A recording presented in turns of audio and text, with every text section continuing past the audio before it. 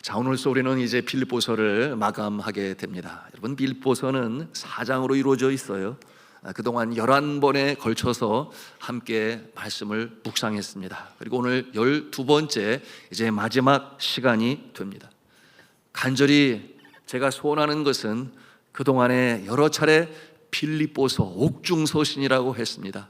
사도 바울이 감옥에 있으면서도 정작 갇혀있는 자신을 생각하기보다는 밖에 자유함을 누리고 있는 빌립보 교회의 성도들의 모습을 기억하며 그들이 그처럼 기도하며 또한 물질로 선교를 내어 지원한 그 모습을 생각하면서 감사를 표현하고, 그런가 하면은 그 교회 안에 있는 여러 해결해야 할 문제를 들으면서 사랑의 조언으로 권면으로 편지를 썼던 사도 바울의 모습을 우리가 대하면서, 여러분의 심령 가운데도 이처럼 환난 중에서도 주님이 주시는 은혜로 다시금 일어나 소망 중에 전진할 수 있는 이 축복의 역사가 이 빌립보서를 통해서 여러분의 심령에 새겨지기를 주님의 이름으로 축복합니다. 자, 오늘 마지막 시간 나누길 원하는 말씀의 제목이 있습니다. 함께 한음성으로 하겠습니다. 어떠한 형편에서든지 자족하기를 배웠노니. 네, 그렇습니다. 사도 바울의 고백처럼 어떠한 형편에서든지 자족하기를 배웠노니, 이것이 사도 바울의 고백이에요. 여러분, 어떠한 형편에서든지 자족할 수 있다면 그는 분명 하늘의 사람일 것입니다. 하나님께 속한 믿음의 사람이 틀림이 없어요. 여러분, 사도 바울이 고백을 합니다. 우리 12절 말씀을 같이 한음성으로 나의 고백처럼 이 시간 입술을 열어 함께 고백하겠습니다. 시작. 나는 비천에 처할 줄도 알고 풍부에 처할 줄도 알아. 모든 일 곧 배부름과 배고픔과 풍부와 궁핍에도 처할 줄 아는 일체의 비결을 배웠노라. 여러분, 이방인을 위해 십자가의 복음을 전하는 이 사도 바울은 언제나 그 전도 여행이 녹록치 아니했습니다. 여러분, 그가 많은 우여곡절을 겪고 그리고 다사다난한 이 전도자의 삶을 살았습니다.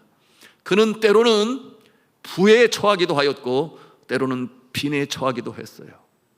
풍부와 이 빈궁의 일체의 비결을 그가 배웠다라고 하는 것은 그의 삶이 그러했다고 하는 것입니다.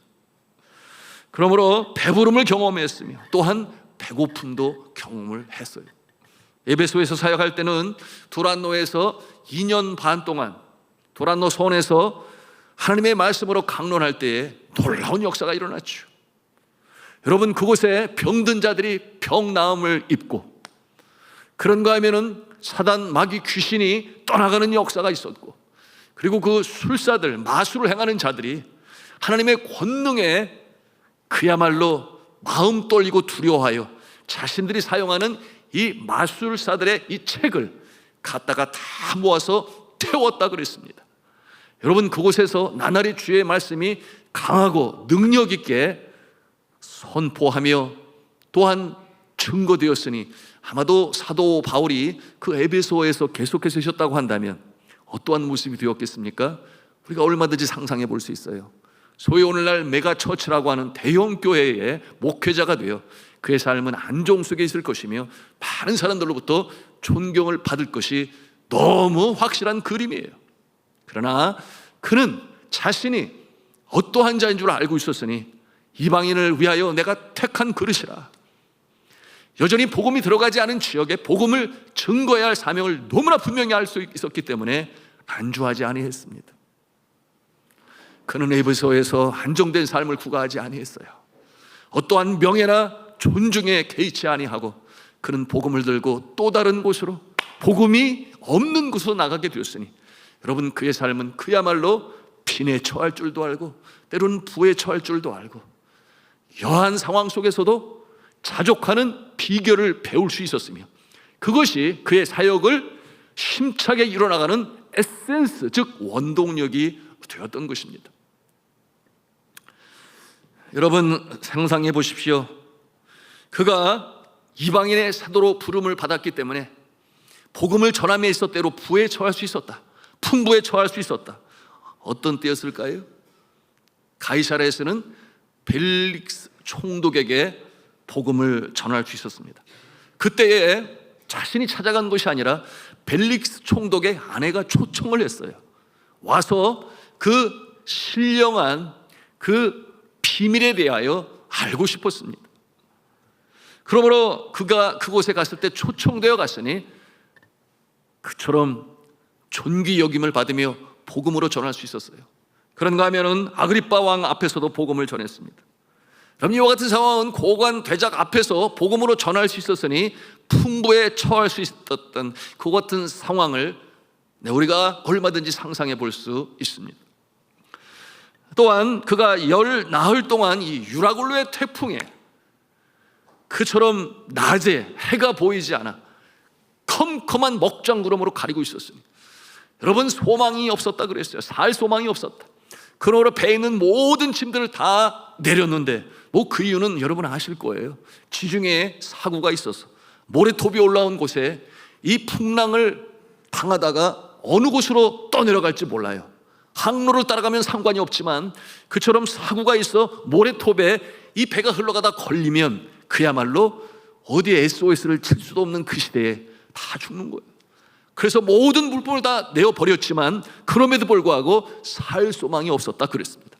그런데 하나님은 그를 통하여 로마에까지 복음을 증거하시기를 바라셨으니 여러분, 멜리데 섬에 정박하게 되지 않습니까? 그곳에 정박하게 되었을 때 어떤 역사가 나타나요?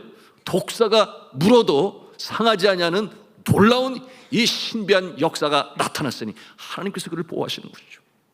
그런가 하면은 그 멜리데 섬의 가장 높은 위치에 있는 보블리오라고 그랬죠.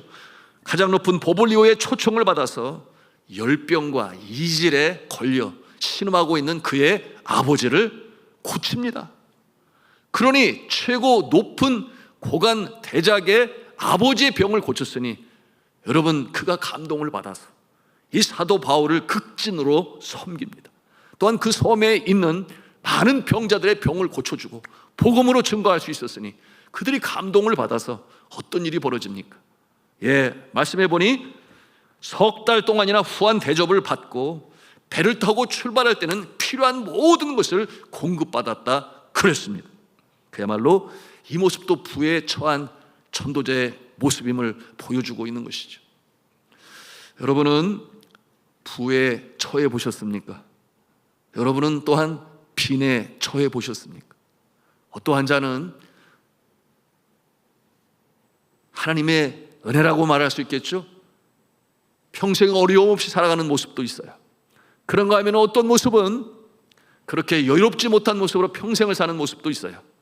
그런데 오늘 말씀을 통해서 보니 빈에 처하기도 하였고 부에 처하기도 하였고, 여러분, 그것이 사도 바울 되게 되었으니 바로 그와 같은 경험을 통하여 그의 심령 가운데는 하나님께서 그야말로 깊은 이 영성의 복을 허락하셨으니 모든 일에 자족할 수 있는 일체의 비결을 배웠노라.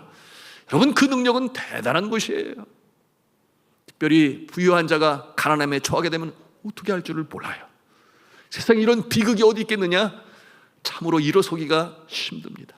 그런가 하면 빈에 처하던 사람이 부에 처하게 되면 어떠한 생각을 가져요? 갑자기 그와 같은 상황을 인하여 교만해질 수밖에 없고, 여러분, 로또 당첨을 받은 자들 중에 대부분의 사람들이 불행한 인생을 살고, 여러분, 그 일로 인하여 차라리 당첨되지 않았었더라면 하는 그와 같은 모습들은 이미 통계적으로 잘 나타나 있어요. 그런데 빈에 처할 줄도 알고 부에 처할 줄도 알고 일체의 비결을 자족하는 그 같은 영성을 갖게 되었다 그랬는데, 제가 알고 있는 어떤 성도님은 참으로 모든 일들이 잘 풀려가고 남부럽지 않게 살아가게 되었는데, 그런데 사고가 났지요. 그 사고로 말미암아 회사는 부도의 위기에 처하게 되었고, 그야말로 자신이 설립자의 한 사람이었으니 연대 보증을 서서 가지고 있는 모든 재산을 다 잃어버리게 되었고 빚더미에 앉게 되었으며 신용불량자가 되었습니다. 그 어려운 영혼의 캄캄한 밤을 통과할 때 얼마나 힘들었겠어요. 그런데 그 같은 상황 가운데서도 하나님은 살아계시지. 하나님이 보고 계시지. 다시금 일어서게 하실 거예요. 열심히 땀을 흘리며 수고하며 기도의 재단을 쌓았는데 하나님께서 회복시켜 주셨어. 하나님께서 은혜로 그를 다시금 새롭게 회복시켜 주셔서 그 이전보다 훨씬 잘 사는 모습이 되고, 그 이후에는 더 많은 것으로 주님 앞에 드려 더 신실한 믿음으로 서게 되었으니, 여러분 이와 같은 모습은 빈에 처할 줄도 알고 부에 처할 줄도 알고 상관이 없이 주를 신실하게 사랑하는 자는 주님께서 마침내 이처럼 빈이든 부이든 어떠한 상황 가운데서도 자족하는 이 신앙의 훌륭한 영성을 허락하는 줄로 믿으시기를 바랍니다. 이것이 바로 사도 바울의 고백인 것이에요. 여러분, 제가 자신을 돌이켜보면 빈에 처할 때 그리고 부에 처할 때 그와 같은 경험이 있었습니다. 필리핀에서 사역을 할 때 선교지에서는 늘 돈이 필요했어요. 왜냐하면 화산 이재민들이니까 조금만 도와주면 살아날 수 있는데, 그래서 저희 생활비에서 지원하고 또 손님이 다녀가시면 그것으로 지원하고, 눈을 멀게 된 소년이 다시금 시력을 회복하는 그 같은 상황도 있었고, 죽어가는 사람이 다시금 살아나는 그 같은 역사도 있었습니다. 그런데 늘 필요로 하는데 늘 물질이 항상 있는 것은 아니니까 제가 참 그래서는 아니 되는데 제 아내를 지켜서 이웃집에 가서 그래도 좀 사는 것이 여유가 있으니까 돈 좀 빌려오라고, 돈 좀 빌려오라고. 한두 번이 아니었어요. 그래서 제가 잘 먹고 잘 살고자 그런 거 아니잖아요. 어쩌든지 죽어가는 현진 한 사람이라도 다 살리고 보자. 그래서 제 아내가 여러 번 그랬었는데요, 이와 같은 상황은 정말 주님 앞에 필요한 것을 간구하는, 더 있었으면 좋겠다고 하는 한편으로 보면 이 빈에 처한 모습이기도 합니다.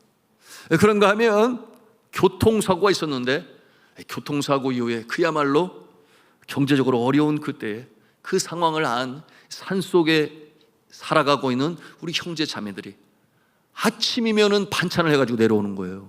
아침이면 반찬을 해가지고. 그만큼 그 자들이 도움을 받았으니 이 어려운 때에 우리가 도울 기회다, 그와 같은 마음을 가지고 반찬을 만들어 가지고 오는데, 여러분 그 산속에 무슨 반찬이 뭐가 있겠어요? 화산 이재민들인데. 근데 보면 여전히 개울가에 물은 흐르고 있으니 거기서 가재를 잡아서 그것을 삶아가지고 소금을 뿌려가지고 가져오는 건데, 그것을 받을 때 가슴이 뭉클뭉클했습니다.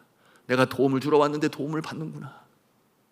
그런데 더 참 눈물을 흘리지 않을 수 없었던 것은 그 어디서 구했는지 타파통을 구해가지고 거기다가 이 가재를 담아가지고 왔는데, 타파통이 얼마나 꾀재재한지, 때가 그냥 아주 그냥 어떻게 그렇게 낄 수가 있을까? 이런 타파통에다가 그 가재를 삶으면 붉은색이 되잖아요. 그걸 담아주고 갖다 주는데 그것을 먹으면서 정말 눈물 없이 먹을 수가 없었습니다. 여러분, 우리가 살다 보면 때때로 어려운 때를 경험하죠. 그야말로 그 끝이 어디인지 알 수 없는 깊은 어두운 터널을 통과하는 것처럼 영혼의 캄캄한 밤을 통과할 때가 있습니다. 내가 원해서가 아니죠. 어느 누구도 사망의 음침한 골짜기로 들어가고자 하는 사람은 아무도 없어요. 그러나 어느 한순간 내가 눈을 떠보니 그와 같은 상황에 처해 있음으로 말미암아 가슴 떨리고 어려워 이 상황에서 벗어나고 싶은데 그와 같은 마음을 가지고 주님 앞에 기도하며 매달립니다.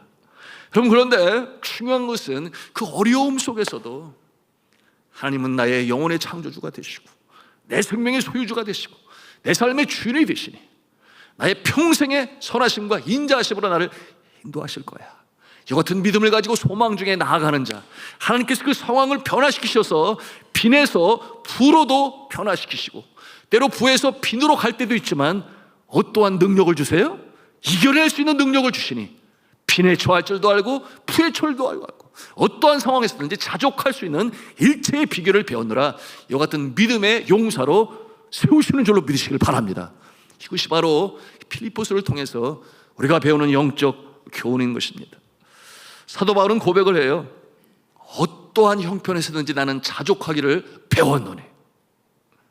여기에서 이 자족이라고 하는 단어는 헬라어로는 아우타르케스라고 하는 단어를 사용했는데, 이 단어는 사도 바울의 서신에 3번 등장하는 단어입니다. 자족한다 또는 만족한다, 그런 뜻을 가지고 있습니다. 그런데 그 만족이 그의 삶에 평화로운 때만 있었는가? 아니라는 거예요.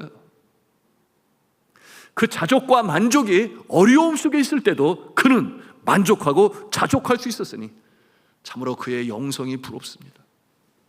왜냐하면 너무나 많은 사람들이 힘들 때 좌절하고 절망하고 주저앉고 그 마음을 빼앗겨 먹장구름이 그 마음을 가득 채우고 누르고 있는 것처럼 용신할 수 없는 어려운 처지에 있는 모습들이 너무나 많기 때문에 그래요. 여러분, 앞서 말씀드린 대로 존경받는 자로 대접을 받으며 복음을 전하던 때도 있었습니다. 그러나 여러 번 빈에 처할 때가 있었죠. 감옥에 갇힐 때도 있었고, 40에 하나 가만 매로 맞았으니, 왜 40에 하나 가만 매겠습니까? 당시에 40대를 때려보니 사람이 죽어요. 그래서 죽지 않을 정도로 때리는 것이 40에 하나 가만 매로, 그가 맞았으니 얼마나 힘들었겠습니까? 온몸이 피투성이가 되지 않았겠어요?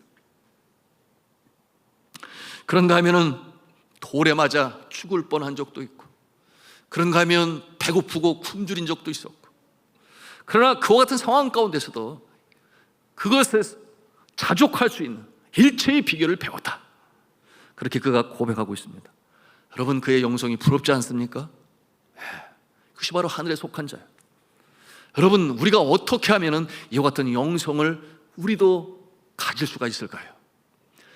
오늘 말씀에서 꼭 배워야 할 영적 진리가 있는데요, 그가 말씀하는 이 자족, 이 만족이라고 하는 것, 상황이 만족할 만한 상황이어서 만족하는 것이 아니라 그 모든 어려운 상황에서도 대처할 수 있는 능력이 있었기 때문에, 대처할 수 있는 능력이 있었기 때문에 우리가 그 능력을 부러워하는 것이죠. 그런데 이와 같은 대처 능력은 어느 한순간에 하늘로부터 내려주시는 그 능력으로 말미암아 이처럼 대처할 수 있는 능력, 또 그 어려운 가운데서도 만족할 수 있는 영성을 가졌는가? 그렇지 않다는 거예요. 오늘 이 사도 바울의 고백 속에서 우리가 배우는 것인데, 그건 뭐냐면 나는 자족하기를 배웠노니라고 말씀하고 있어요. 나는 자족하기를 배웠노니. 배운다고 하는 것은 학습으로 되어지는 것이, 어느 한순간 갑자기 되는 것이 아니라 학습을 하는 가운데, 그러므로 영어 성경에 보니 어떻게 쓰여져 있는가? I have learned, 이렇게 표현했어요. I have learned. 현재 완료형으로 사용되고 있어요. 문법적으로 볼 때 어느 한 시점으로부터 지금까지 줄곧 학습하는 가운데 내가 이제 자족하는 비결을 배우게 되었다. 이것은 시간을 통하여, 여러 번의 경험을 통하여 그처럼 깊은 영성의 소유자가 되었음을 우리는 말씀을 통해서 보고 있는 것입니다. 이러한 능력을 이 시대의 말로 뭐라고 표현하는가? coping ability라고 표현하는데, 역경 대처 지수라는 표현으로도 사용을 해요. 역경이 닥쳐올 때 그것을 대처할 수 있는 능력 지수, 그것을 이 coping ability, 대처 능력이라고 할 수 있는데요, 여러분, 이것이 바로 이 사도 바울이 그처럼 평생을 흔들림이 없이 세월이 갈수록 오히려 주님 앞에 겸손은 더욱더 깊어졌죠. 그래서 사도 중에 제일 작은 자라, 세월이 갈수록 깊어지니 성도들 중에 제일 작은 자라, 나중에는 감옥에서 하나님의 부르심을 기다릴 때는 괴수 중에, 죄인들 중에 나는 괴수다. 여러분, 이와 같은 능력으로 살아갈 수가 있었는데요, 여러분, 이처럼 역경 대처 능력, 사도 바울의 영성이었습니다. 결국 이 사도 바울은 반복되는 역경 속에서 이와 같은 영성으로 깊어질 수 있었다라고 고백을 하는 것인데요, 그러한 경험들이 마침내 이 상황 속에서도 주저앉거나 좌절하거나 포기하지 아니하고 그 가운데서 자족하는 능력이 있었으니 끝까지 쓰임을 받는 존재가 되었던 것입니다. 그럼 오늘날 이 시대에 소위 주의 종들 가운데서도 그 처음의 시작은 얼마나 뜨겁습니까? 신학교를 졸업하고 교회를 개척하고, 그러나 어느 한순간 매너리즘에 빠져들기 시작하고, 그런가 하면은 이 코로나와 같은 역경이 닥쳐올 때 많은 교회들이 참 어려움을 겪었어요. 그 같은 상황 가운데서 좌절하고 낙심하고 그런 모습들을 많이 봅니다. 사랑으로 시작하였다가 원수로 마치고, 성령으로 시작하였다가 시험으로 마치고 끝을 내는 같은 모습들이 있는데, 사도 바울은 그렇지 않았다는 거예요. 끝까지 변함없이 초지일관의 모습으로 선한 싸움을 다 싸우고 달려갈 길을 다 마치고 믿음으로 지켰으니 의의 면류관이 준비되었다, 그 모습으로 살아가게 되었으니 오늘 말씀을 통해서 이와 같은 영성을 가지시기를 주님의 이름으로 축복합니다. 미국의 이 기업가인 존 세드라고 하는 분, 이런 명언을 남겼습니다. 배는 항구에 있을 때 가장 안전하지만 그러기 위해서 지어진 것이 아니다. 배는 항구에 있을 때 가장 안전하지만 그와 같은 목적을 가지고 배를 만든 것은 아니다. 그게 무슨 뜻이겠어요? 배는 항해를 해야 하고 그러기 위해 지음을 받았는데, 때로 닥쳐오는 이 집채만한 파도 가운데서도 이겨낼 수 있는 모습으로 이 배는 건조되었다는 것입니다. 역경 대처 능력에 대해서 인문학 분야의 연구를 살펴보기를 원하는데요, 여러분, 과거에는 이 성공의 자질로 제일 첫 번째 으뜸 가는 것이 무엇이었는가? 소위 IQ라고 그랬어요. IQ, 지능지수. 똑똑해야 된다, 명석해야 된다, 그래야 성공할 수 있다. 그런가 어느 때부터 IQ의 시대는 막을 내리고 그것만 가지고는 안 된다, 정말 필요한 것은 EQ다 그랬어요. 여러분, 이 Emotional Quotient라고 하는 EQ는 무엇이냐? 공감할 수 있는 능력이 있어야 된다. 그러므로 정서적으로 또한 이 상대방의 마음을 헤아릴 수 있는 그 모습을 가지고 공감해 줄 때 그와 같은 자가 리더가 되고 그리고 일을 성공할 수 있다. 그런데 시간이 지나고 보니 그것만으로도 안 된다. 그래서 등장한 것이 무엇인가 하면 AQ라고 하는 것이 등장을 하게 됐는데, Adversity Quotient라고 하는 이것은 역경 대처 지수라고 하는, 장애물이 닥쳐오고 예기치 않은 어떠한 문제가 터졌을 때 그것에 대하여 대처할 수 있는 능력, 그 상황에서 주저앉지 아니하고 그것을 해결할 수 있는 힘, 그것이 바로 성공하는 가장 중요한 요건이 된다 하는 내용으로 이 AQ가 등장했습니다. 미국의 커뮤니케이션 이론가 폴 스톨즈 박사는 이 역경 대처 능력 지수가 높은 사람이 성공하는 시대가 왔다, 그렇게 발표를 했어요. 이 AQ란 무엇이냐? 아주 강한 이 스트레스, 이 아주 막중한 스트레스 가운데서 그것을 어떻게 대처하고 이겨낼 수 있느냐 하는 것입니다. 생산적으로 대응할 수 있는 능력 수준이에요. 어떠한 역경 속에서도 아주 냉철한 현실을 인식하고 합리적인 판단을 바탕으로 끝까지 도전해서 마침내 성취하는 그와 같은 능력이라고 정의를 내렸어요. 자, 이와 같은 모습은 가장 중요한 자질이 있으니, 물병을 바라볼 때 반 차 있어요. 어떤 사람은 물이 이제 반밖에 안 남았네, 이렇게 해석하는 자가 있는가 하면, 같은 모습을 보고 아직도 물이 반이나 남았어, 이렇게 그것을 보는 사람이 있다고 하는 것입니다. 여러분, AQ가 높은 자들은 어떠한 자들인가? 바로 후자예요. 상황을 바라볼 때 긍정의 마인드를 가지고 항상 가능성의 모습을 보면서 상황을 해석하고 대처하는 모습을 가지고 있는 것입니다. 그리고 이와 같은 유형을 세 가지 형태로 성격 지었는데요, 그것은 첫째는 퀴터라고 그랬어요, 둘째는 캠퍼라고 했어요, 세 번째는 클라이머라고 했습니다. 모두가 다 같이 이 산을 등반하면서 나타나는 모습을 이렇게 성격 지은 것인데요, 퀴터는 무엇인가? 역경 지수가 낮은 자들로, 그들은 어떠한 장애물이 닥쳐오거나 힘들 때 그만둬버리고 마는 거예요. 히말라야 트레킹을 시작하면서 갈수록 계단이 가파라지고 어려워요. 그 같은 상황에서 아이고 힘들어, 나는 그냥 내려갈래, 이것이 바로 퀴터, 멈추는 자들이죠. 그와 같은 모습으로는 어떠한 역경이 닥쳐올 때 그냥 주저앉고 마는 것입니다. 여러분, 동기부여가 되어 있지 않는 유형, 우리가 지난 코로나19 3년의 기간 누가 예상을 했습니까? 그렇게 어려울 줄 누가 알았어요? 그 어려운 때를 보낼 때 다양한 모습이 나타났습니다. 그런데 역경 대처 지수가 낮은 자들은 어떠한 모습이었는가? 감염되면 큰일 나. 나가면 안 돼. 가게 문 닫어. 교회 문 닫어. 나가면 안 돼. 일하면 안 돼.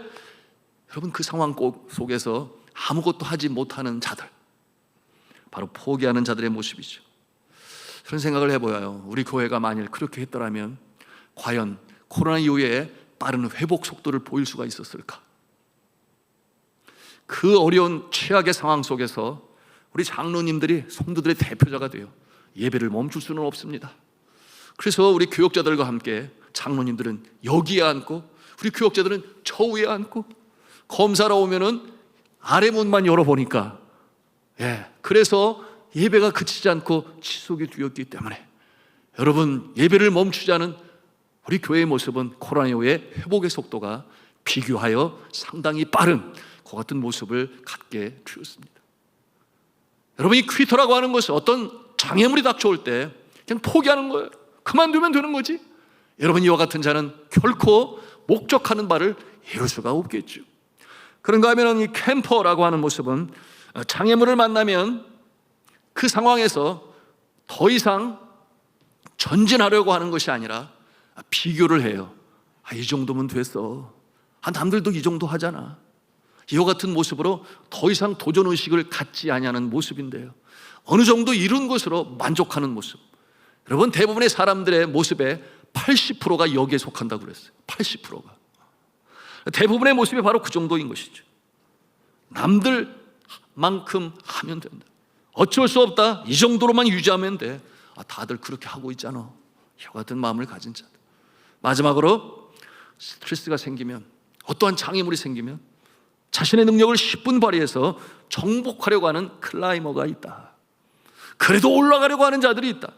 글자 그대로 포기하지 않고 중간에 멈춰있지 아니하고 고지를 향해 올라가기를 멈추지 아니하는 자들.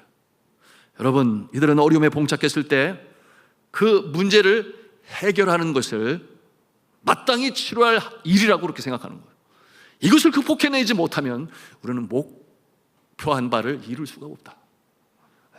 불리한 환경을 통해서 오히려 자신을 더 업그레이드할 수 있는 기회가 왔다. 이와 같은 마음을 갖는 거예요. 그래서 모두들 말하는 위기의 때에 그 위기를 오히려 전화 위복의 계기로 삼을 수 있다라고 하는 확신을 가지고 자신이 발휘할 수 있는 모든 능력을 다 발휘하는 그 모습이 바로 이 클라이머의 모습인 것입니다. 그렇다면 여러분, 우리 믿음의 사람들은 말씀을 통해서 이 인문학에서 연구한 바를 어떻게 적용할 수 있을까요? 오늘 사도 바울의 모습을 통하여 우리는 보는 것입니다. 그런가 하면은 다윗의 모습을 통해서도 우리가 볼 수 있는 것입니다. 여러분, 이 역경이 닥쳐올 때 대처할 수 있는 능력은 내 자신의 능력이 아니라는 거예요.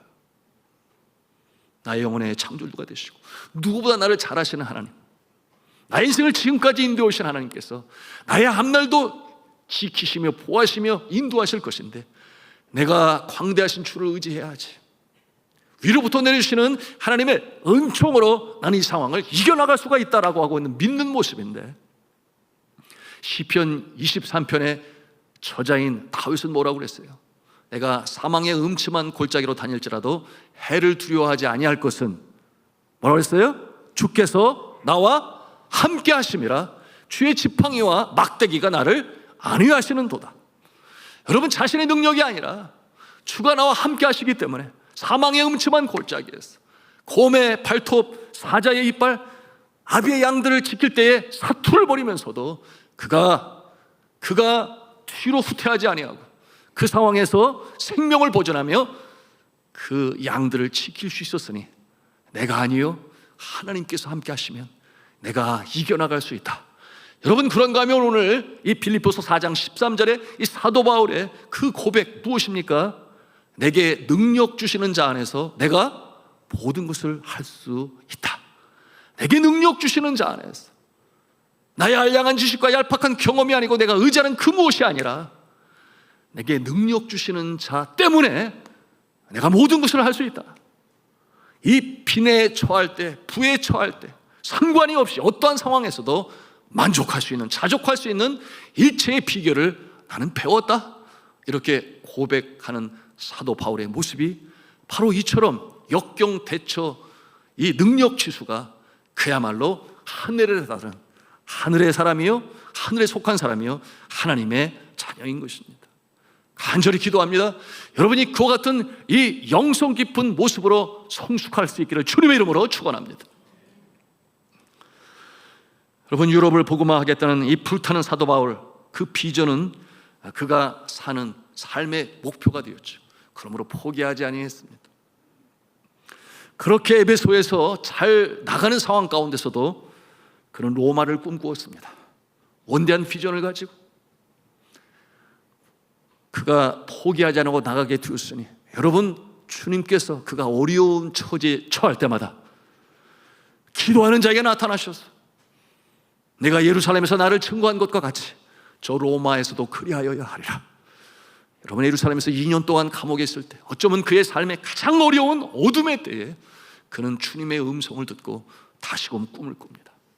유라굴레 광풍으로 인하여 10나흘 동안이나 낮이 밤이 되어 그 폭풍 속에서 살 소망마저 없었을 그때에 그는 주님 앞에 기도하는 자가 돼요. 어떠한 음성을 듣습니까? 내가 가이사 앞에 서야 하리라. 그럼 가이사가 누구예요? 로마의 황제지요.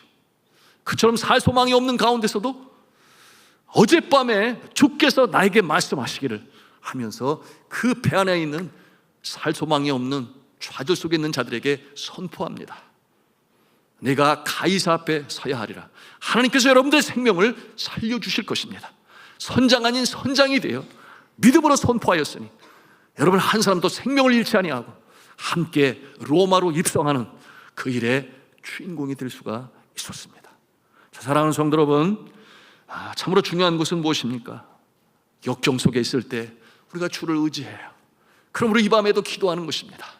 여러분, 이와 같은 믿음을 가지고 산 소망을 가지고 나아가는 자 반드시 하나님께서 다시금 일으켜 세우시는 줄로 믿습니다. 우리가 이와 같은 믿음을 가지고 기도하며 찬송할 때 하나님께서 놀랍게 역사하셨어. 어떠한 상황 가운데서든지 자족할 수 있는 만족의 이 영성을 허락하시니, 여러분, 그와 같은 자는 어떤 상황 가운데서도 감사를 드립니다. 그러므로 찬송을 드릴 수 있어요. 여러분, 감사하는 심령에 악한 곳, 더러운 곳, 사단, 마귀 귀신은 떠나갈 수밖에 없어요. 그러나 불평과 불만과 좌절과 절망에 마음을 지키지 못하는 자에게는 사단이 어슬렁거리며 그 틈을 노리게 되어 있습니다. 무릇 지킬 만한 것 중에 너희 마음을 지키라. 생명이 그러니 예선함이라. 여러분의 마음이 감사로 충만할 수 있기를 주님의 이름으로 축복합니다.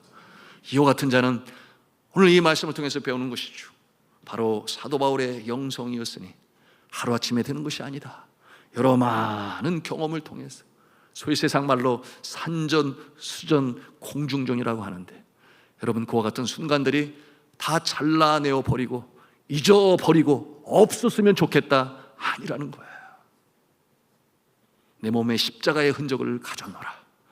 여러분, 사도 바울의 이와 같은 모습은 어떠한 상황 가운데서도 이 일을 통하여 하나님은 나를 성숙시키시니 내가 주님 앞에 언제나 자족하는, 만족하는 모습으로 감사하며 찬송하며 살리라. 그러므로 rejoice, 기뻐하라, 기뻐하라, 기뻐하라. 20번이나 필립보서에 등장하고 있어요. 언제? 그가 감옥에 갇혀 있을 때. 여러분, 흔들리지 않은 이 믿음, 이 감사하는 성도, 바로 저와 여러분이시기를 주님의 이름으로 축원합니다.